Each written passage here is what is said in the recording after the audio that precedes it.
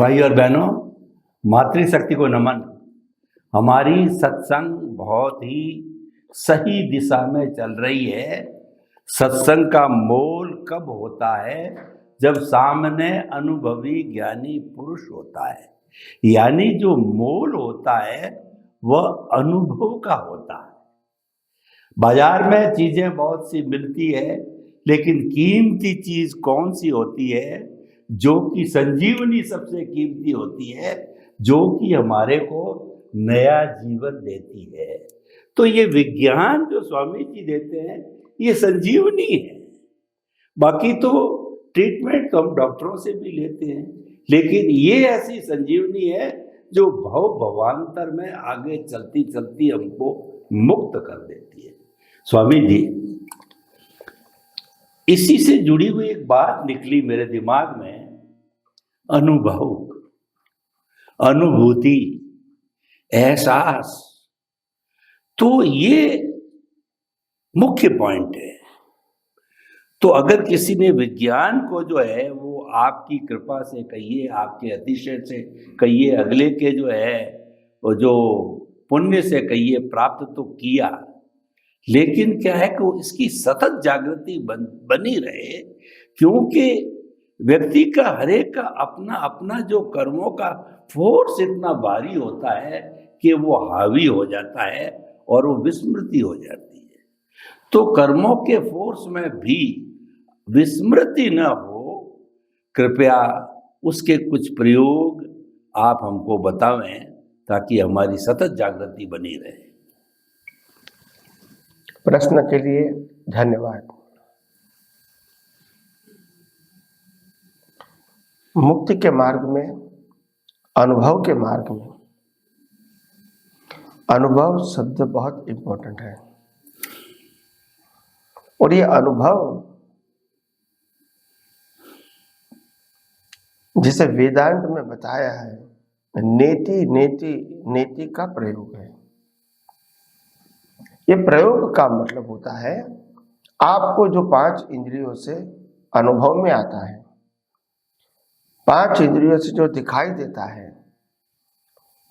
ये प्रक्रिया हो रही है, ये सब कुछ मैं नहीं हूं, ये समझ में आना चाहिए। और मेरा नहीं है वो भी समझ में आना चाहिए।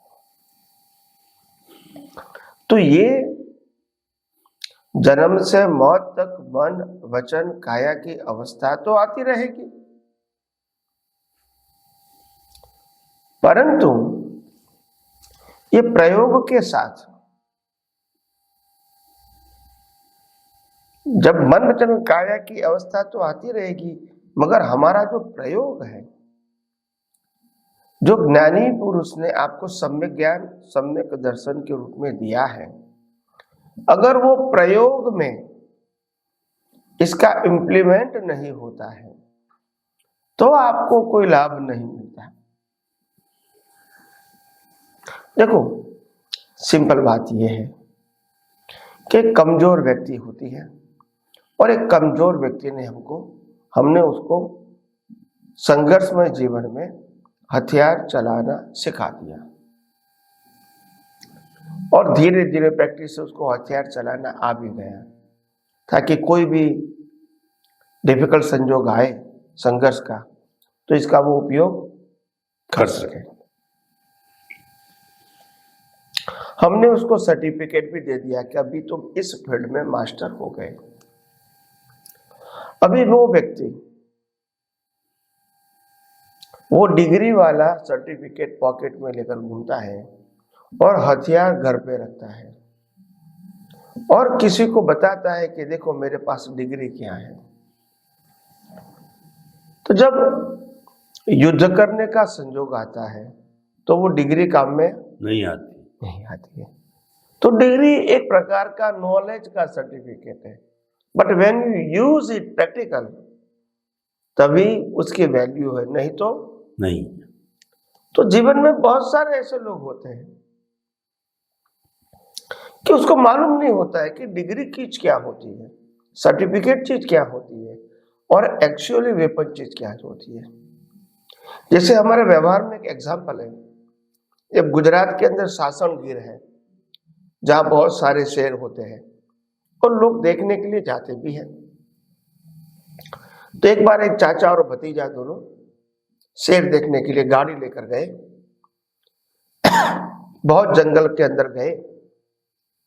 फिर चाचा ने कहा मेरे को तो पेशाब लगी है, तो फिर नीचे तो उतरना पड़ेगा। तो गाड़ी खड़ी रख के भतीजा और चाचा दोनों थोड़े अंदर पेशाब करने के लिए गए और दोनों ने पेशाब कर लिया। वापिस आ रहे हैं, 100 फीट का अंतर है और भतीजा पूछ रहा है कि चाचा अभी तो हम बिना हथियार वाले हैं, तो अगर शेर आ जाए तो क्या करना।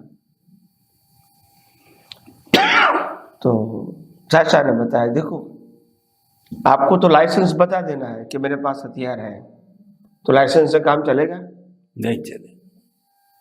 तो बात ये है, तो आपको जो हथियार दिया है अगर वो उपयोग नहीं करोगे तो लाइसेंस क्या करेगा।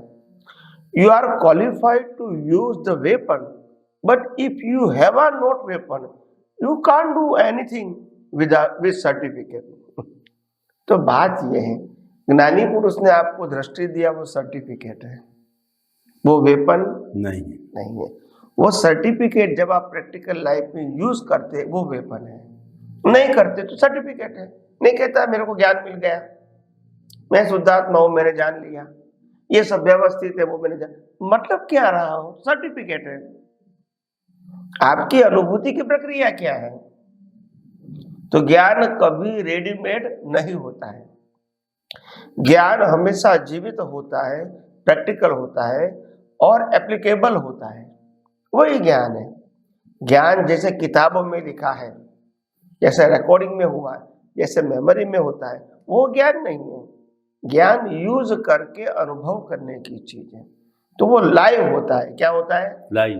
हाँ, तो इसीलिए आम लोग इनको नहीं समझ पाते हैं और इसीलिए अपने जीवन में फेल होते हैं। तो इसीलिए लोग ऐसा मानते हैं कि ज्ञान पाया तो यानी हमने सब कुछ पाया, वो करेक्ट नहीं है। और हम सबको भी मालूम है, हम इस अवतार में भी बहुत सारे महापुरुषों को मिले हैं और पिछले अवतारों में भी हम शायद तीर्थंकरों को भी मिले होंगे, मगर फिर भी आज यहाँ है क्योंकि हम उनकी बात को समझ नहीं पाए। तो इम्पोर्टेंट बात क्या है, मिला सुना वो इम्पोर्टेंट है या समझ के हमने उपयोग किया वो इम्पोर्टेंट है, उपयोग। यस। तो इसीलिए जब महापुरुषों की बात हमको समझ में ही नहीं आई तो उपयोग कैसे आएगी। और इसीलिए ज्ञानी पुरुष कहते हैं बार बार कि हम जब तक जिंदा है वहां तक चौगर दम से विज्ञान समझ लो, भले उपयोग कम होता है मगर समझ तो लो। अगर समझ पूर्ण हो जाएगी तो आपका एप्लीकेशन इजी हो जाएगा, क्योंकि आध्यात्म विज्ञान में पुरुषार्थ को लेबर नहीं कहते हैं। धर्म और सामाजिक मार्ग में लेबर होता है, प्रधानता।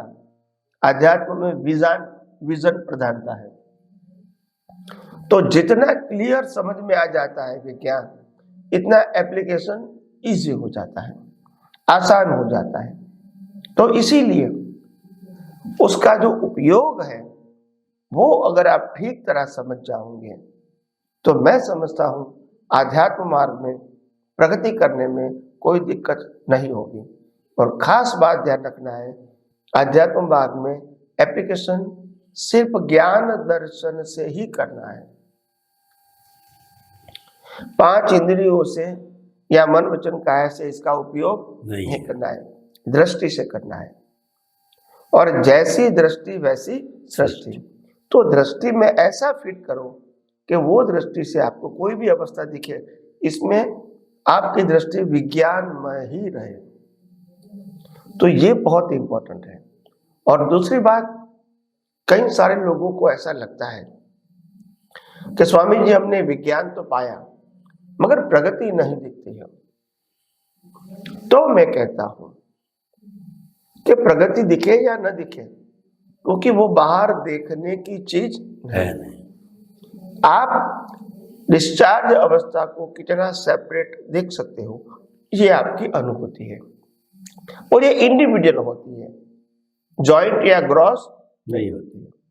तो इसीलिए आप कितना सही अप्लाई करते हैं और अनुभव करते हैं वो आपको ही मालूम होगा, दूसरे को मालूम नहीं होगा। और बाहर के लोग तो आपके संजोग देखेंगे जो आपके हाथ में नहीं है। तो इसीलिए जीवन में ये सबसे बड़ा संघर्ष रहता है कि लोगों का अभिप्राय आपके बारे में और आपका पुरुषार्थ ये दोनों अलग चीजें। लोगों का अभिप्राय तो बाह्य जीवन के लिए होता है और आपका पुरुषार्थ तो अभ्यंतर है जो बाहर के व्यक्तियों को दिखता नहीं है। इसीलिए हम कहते हैं कि अध्यात्म के मार्ग में उपयोग, जागृति, पुरुषार्थ, अनुभव ये सब बहुत इंपॉर्टेंट बातें हैं। और जागृति छोटी छोटी बातों में भी रख सकते हैं, क्योंकि जागृति में जागृति की कीमत है, अवस्था की कीमत नहीं है। ये रिलेटिव सत्य नहीं है। सनातन सत्य में where is your vision, where is your powerful vision, where is your powerful application, where is the clarity of your vision, where is the separation of relative and real. ये इंपॉर्टेंट है, अवस्था important नहीं है। तो इसीलिए छोटी छोटी बातों में, व्यवहार की छोटी छोटी बातों में भी हम हायर लेवल की जागृति आध्यात्म में रख सकते हैं और यही प्रैक्टिस से हम परफेक्ट एंड पावरफुल हो सकते हैं। तो आइए हम आगे और भी ज्यादा आध्यात्म विज्ञान के बारे में प्रश्न के मुताबिक बात करते रहेंगे। स्वामी जी आपका बहुत बहुत धन्यवाद। आपने बताया कि जागृति जो आपको विज्ञान की करनी है, सनातन सत्य की करनी है, तो उसके लिए आपका विजन जो है वो सतत जागृत रहना चाहिए। ज्ञान दर्शन की विजन की जो एप्लीकेशन है वो बराबर बनती रहनी चाहिए, चाहे छोटा अवसर हो चाहे बड़ा अवसर हो। सवाल ये नहीं है, ये बनी रहनी चाहिए और हमको निराश नहीं होना चाहिए। ये कैलकुलेट करने की इसमें आवश्यकता, गुंजाइश नहीं होती है कि कितनी बड़ी कितनी घटी, वो बनी रहनी चाहिए। वो बनी रहेगी तो धीरे धीरे वो सतत हो जाएगी। स्वामी जी आपका बहुत बहुत धन्यवाद। स्वामी जी थोड़ी सी बात जो है रिलेटिव सत्य की करता हूँ कि एक व्यक्ति ने ज्ञान लिया और उसने जो है मैं मेरा को क्रॉस कर दिया कि ये मैं अलग हूँ और शुद्ध आत्मा अलग है और ये रिश्ते नाते पद प्रतिष्ठा मेरा नहीं है। वो शादीशुदा व्यक्ति है और उसके बाद के अंदर उसके बच्चे वगैरह का जन्म हो गया, तो उसके मन के अंदर ये आता है कि ये मेरा नहीं है, तो फिर मैं किस लिए इसका पालन पोषण करूं और इतनी बड़ी मगजमारी करूं कि इसके लिए पैसा कमाऊं, इसको पढ़ाऊं लिखाऊं, 1 2 3 जो भी बच्चे हैं ये करूं। उसके दिमाग में ये बात आना सहज है और कई बार आती भी होगी, विरोधाभास हो जाता है प्रकृति का और जो है पुरुष का, तो होता ही होगा विरोधाभास। तो ऐसा जब उदय प्रारब्ध व्यक्ति के दिमाग के अंदर, मैंने तो एक एग्जाम्पल दिया है, समय समय पर ऐसे बहुत से आते रहते हैं ज्ञान लिए हुआ वालों को भी, तो ऐसे के अंदर वो किस तरीके से समाधान करे कि ताकि कि उसका जागृति भी बनी रहे और जो डिस्चार्ज चल रहा है वो भी सामान्य रूप से चलता रहे। संतुलन कैसे बिठावे वो इन दोनों विरोधाभास। यस, प्रश्न के लिए धन्यवाद। अध्यात्म मार्ग में सबसे बड़ी बात क्या होती है कि हम जिस प्रकार से शरीर और आत्मा दोनों को अलग मानते हैं, अलग समझते हैं और अलग है ऐसी अनुभूति करते हैं अवस्था में। अभी जो आपने ये प्रश्न किया या एग्जाम्पल दिया, ऐसे बहुत सारे एग्जाम्पल सोशल लाइफ में हो सकते हैं। मैं विज्ञान के माध्यम से ये कहना चाहता हूँ, शरीर कभी नहीं बोल सकता है कि मेरा बच्चा नहीं है। शरीर कभी नहीं बोल सकता है कि मेरी पत्नी नहीं है। शरीर कभी नहीं बोल सकता है कि ये मेरा मकान नहीं है। प्रश्न ये नहीं है कि शरीर का क्या क्या है, शरीर ही मेरा नहीं है, ये प्रश्न है आध्यात्म में। और शरीर के साथ जुड़ी हुई सभी अवस्था भी मेरी अवस्था नहीं, ये प्रश्न है। शरीर की अवस्था क्या है वो इंपॉर्टेंट नहीं है। शरीर को तो बोलना पड़ेगा कि मेरा पत्नी है, मेरा पति है, ये मेरा पिता है, माता है, हस्बैंड है, वाइफ है, बच्चे हैं, परिवार है, घर है, डिग्री है, सब कुछ बोलना पड़ेगा शरीर को। तो शरीर की अवस्थाओं से अलग नहीं रह सकता है। मगर जिनको दृष्टि सम्यक है कि मैं शुद्धात्मा हूं, मन वचन काया से मुक्त हूं, मन वचन काया की अवस्थाओं से मुक्त हूं, मन वचन काया की क्वालिटी से मुक्त हूं, मन वचन काया के स्वभाव से मुक्त हूं, ये दृष्टि जिसके पास है वो मन वचन काया से मुक्त रह सकते हैं। तो अपने आप उनकी अवस्था से तो मुक्त हो ही गया। तो मन वचन काया को ये बोलना कि ये मेरा नहीं है, ये करेक्ट नहीं है। तो यहां ज्यादातर लोगों को लगता है कि त्याग करने से मुक्ति होगी, जो हमने पहले दिन कहा था, त्याग से मुक्ति नहीं है। मुक्ति होती है अज्ञान का त्याग करने से, देहाध्यास का त्याग करने से, कर्ता भाव भोक्ता भाव मालिकी का त्याग करने से, और सनातन सत्य को दृष्टि में समझ के उपयोग करने से मुक्ति के मार्ग में आगे बढ़ सकते हो। तो इम्पोर्टेंट बात यह है कि हम जिस प्रकार से अपने जीवन में बात करते हैं कि शरीर से या शरीर की अवस्थाओं से या शरीर के स्वभाव से या शरीर की क्वालिटी से हम मुक्त रहना चाहेंगे, तो ये मुक्त रहना संभव नहीं है। वो तो बाउंडेड है। क्या है? बाउंड है, बंधा हुआ है, वो अपने आप छूट सकता नहीं है। उसी को तो संसार कहते हैं। जो जीव शब्द लागू होता है, जिसका जन्म जीवन और मृत्यु है, तो उनका तो कनेक्शन संसार में होगा ही। मगर जो शिव है और अहंकार मानता है कि मैं शिव हूं, जीव नहीं हूं, वो फिर जीव के साथ, जीव की अवस्थाओं के साथ जुड़ जाता है। ये पजल है। तो हम ये कहेंगे, कई लोग कहते हैं कि व्यवहार निश्चय दोनों साथ में रखना है। बात बराबर है, दोनों साथ में ही होना चाहिए। मगर साथ में का मतलब ये नहीं है कि व्यवहार निश्चय बन जाए और निश्चय व्यवहार बन जाए। ये पॉसिबल नहीं है। निश्चय निश्चय रहेगा, व्यवहार व्यवहार रहेगा। निश्चय में खुद अपना स्वरूप और स्वभाव और गुण रहेंगे, और व्यवहार कुदरती रचना का ही हिस्सा रहेगा। तो इसमें हम कुछ छेड़छाड़ करने की बात नहीं करते हैं। मगर आप व्यवहार को बिलीफ के रूप में मोड़ना चाहोगे, वही तो रिलेटिव सत्य है। तो व्यवहार निश्चय दोनों को अलग रखना, अलग देखना, अलग अनुभव करना, यही तो आध्यात्म का मार्ग है। और व्यवहार यानी मन वचन काया को बदलना, वही तो रिलेटिव सत्य का मार्ग है। तो आप आध्यात्म प्राप्त करने के बाद भी रिलेटिव सत्य में चले जाएंगे, तो फिर विज्ञान समझ में नहीं आएगा। आप पहले तय कर लो कि आप शरीर हो कि आत्मा। फिर आपको मालूम होगा कि मैं आत्मा ही हूं, तो पुरुषार्थ आत्मा के लिए करूं या शरीर के लिए करूं। फिर तीसरा प्रश्न आता है, चलो भी मैं आत्मा तो हूं, मगर शरीर भी तो हूं न।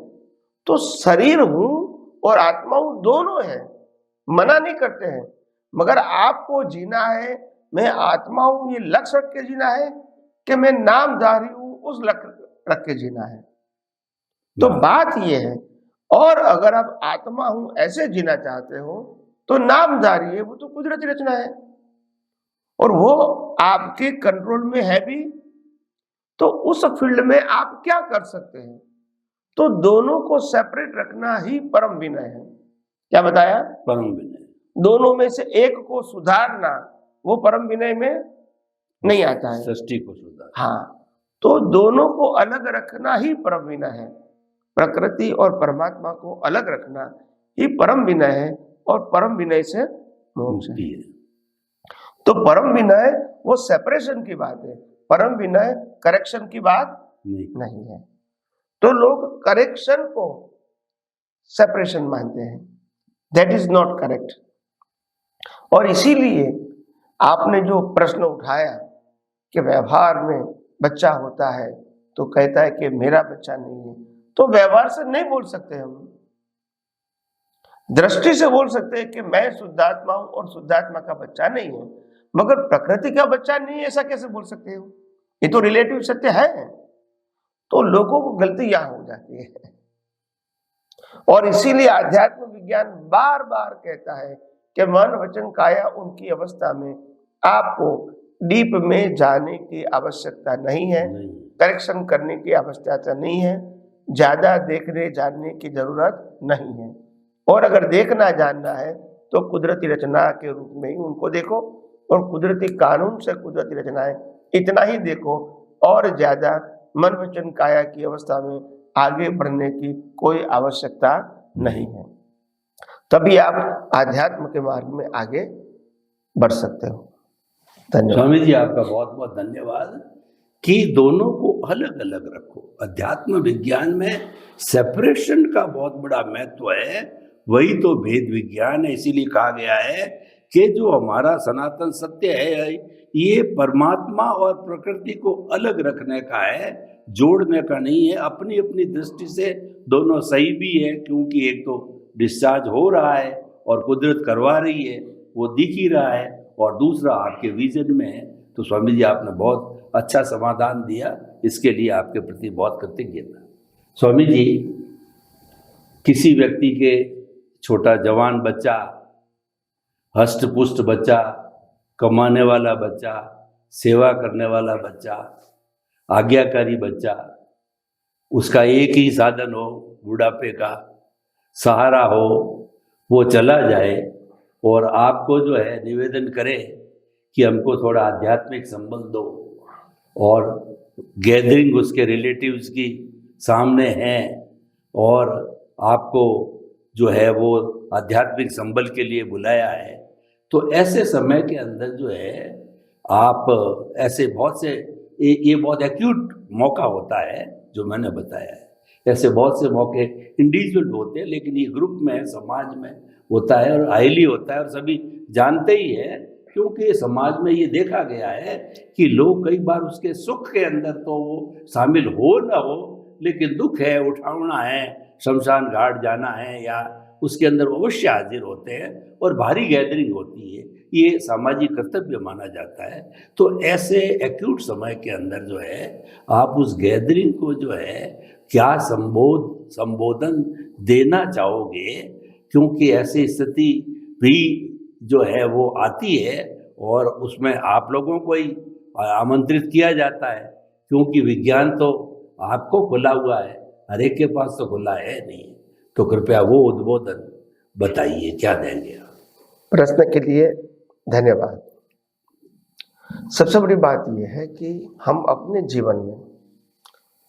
जीवन की बहुत सारी अवस्थाएं ऐसी हैं जिसका हमारे जीवन में बहुत इम्पोर्टेंट होता है, और इम्पोर्टेंट होने के नाते ऐसे संजोग में जब करवट बदल लेते हैं और पूरा संजोग ही बदल जाता है, बाह्य संजोग, तो जीवन जीने का थोड़ा दुष्कर हो जाता है, भारी बन जाता है, डिफिकल्ट हो जाता है, पजल वाला हो जाता है।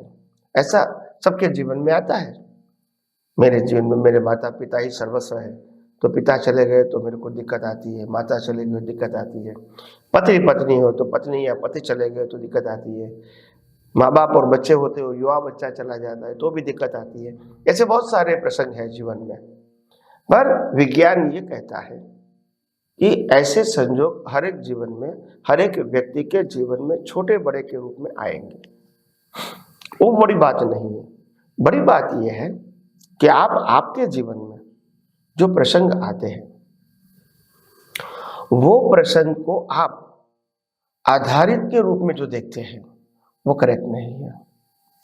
आपका जिन जिन व्यक्तियों के साथ आधार है वो हिसाब के रूप में है, डिमांड के रूप में नहीं है। तो इसीलिए हिसाब होगा इतना ही हेल्प कर सकता है, ज्यादा नहीं कर सकता है। तो इसीलिए हमने कहा कि किसी को हेल्प करना या न करना, अपना हेल्प करे या न करे, पराया हेल्प करे या न करे, ये हो सकता है। जिंदा है या जिंदा नहीं है ये हो सकता है, मगर हिसाब के बिना जिंदा कुछ भी कर सकता नहीं, और मुर्दा तो नहीं कर सकता है, वो तो है ही। तो इसीलिए ऐसी परिस्थितियों के अंदर हम विचलित हो जाते हैं, वो करेक्ट नहीं है। आज भी हम अपने समाज में देखते हैं कि युवा पुत्र और पुत्रवधू माँ बाप को वृद्धाश्रम में लगा देते हैं। क्या करेंगे? जिंदे हैं युवा और उनकी युवा बहू माँ बाप को एक कमरे में लगा देती है कि आपको यहाँ से बाहर नहीं आना है, आपको खाना मिल जाएगा, ऐसा भी होता है। या तो अपने पुराने छोटे गांव के घर में धकेल देता है, ऐसा होता है। दोनों जिंदे हैं फिर भी। तो इसीलिए क्योंकि जब हिसाब ही ऐसा है, आप क्या करोगे? और इसीलिए जुर्दा मुर्दा की जो असर होती है, no doubt as a human feeling तो रहेगी, मगर ये विज्ञान से हमको समाधान पाना है कि आखिर किसी के आधार से ही जीवन जीना है तो केवल आत्मा के आधार से जीवो, वो कभी विचलित होने वाला नहीं। बाकी हर परिस्थितियां आएगी और चली जाएगी। तो इसके ऊपर इतना डिपेंडेंट मत हो, कभी भी कुछ भी हो सकता है। तो इसीलिए हमने कहा कि आध्यात्म विज्ञान में आगे बढ़ने के लिए हमको सभी बातों को यथार्थ समझने की जरूरत है। स्वामी जी आपका बहुत बहुत धन्यवाद। ये एपिसोड यहीं पर संपन्न हो रहा है आपके सानिध्य को पाकर के।